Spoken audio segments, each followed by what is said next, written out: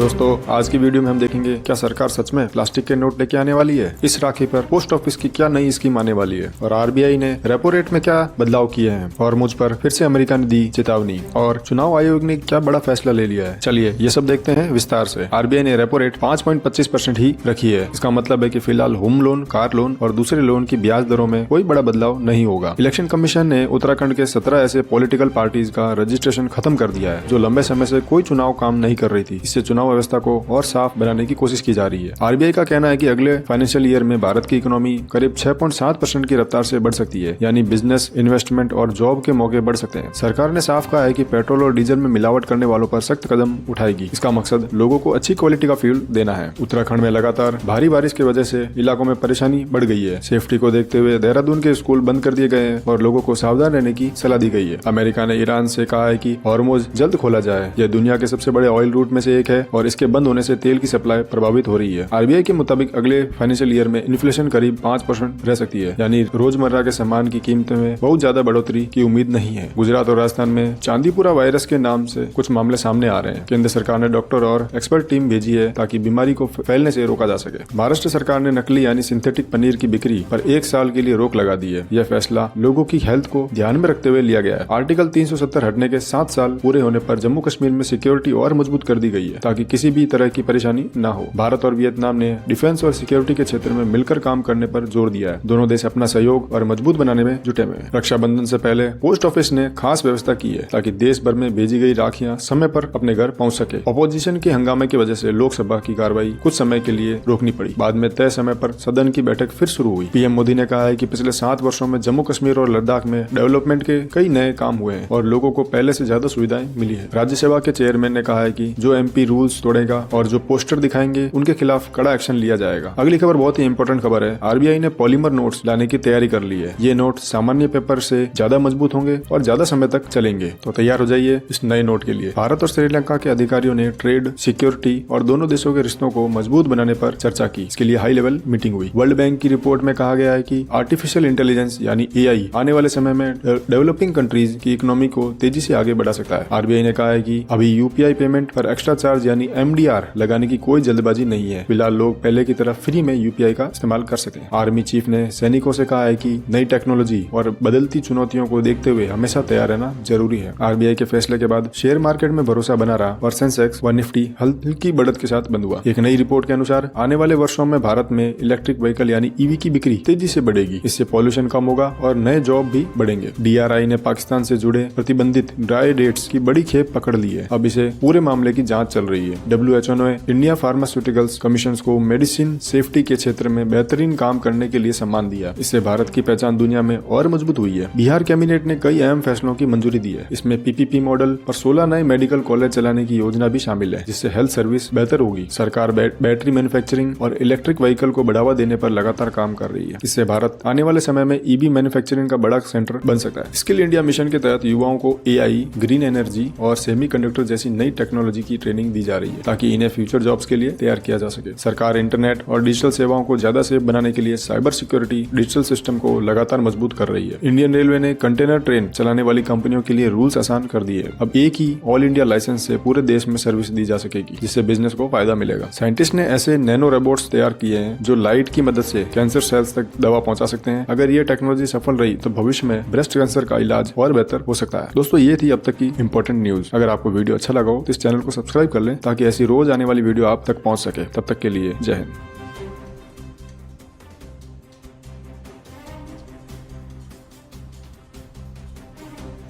Videos बनाने हैं, Filmora है ना।